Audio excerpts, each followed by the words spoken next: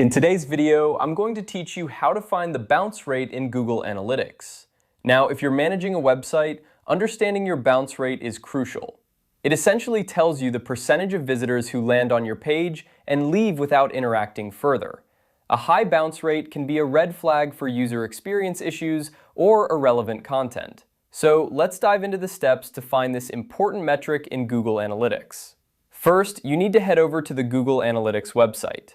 Once you're there, log into your account if you haven't already.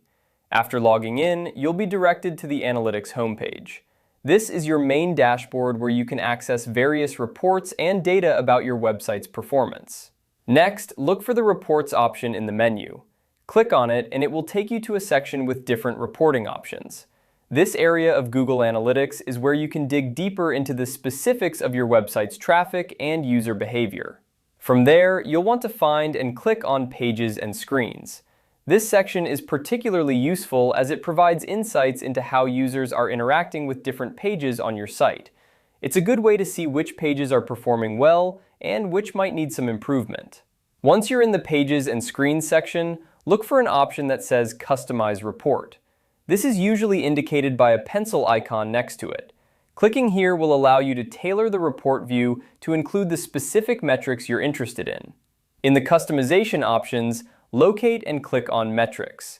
This is where you can add or remove different data points from your report. It's a great feature that lets you focus on the numbers that matter most to you and your business goals. Now, you'll see an option to Add Metric. Click on this and a search bar will appear. Simply type in bounce rate and hit enter. Once it appears, click to add it to your report. Adding the bounce rate metric will allow you to see it directly in your reports, making it easier to track changes over time. And there you have it. You've successfully added bounce rate to your Google Analytics reports. With these insights, you can better understand how engaging your content is and make more informed decisions to optimize your website. Remember, monitoring your bounce rate is just one part of effective website management, but it's a powerful tool to have at your disposal. Thanks for watching and happy analyzing.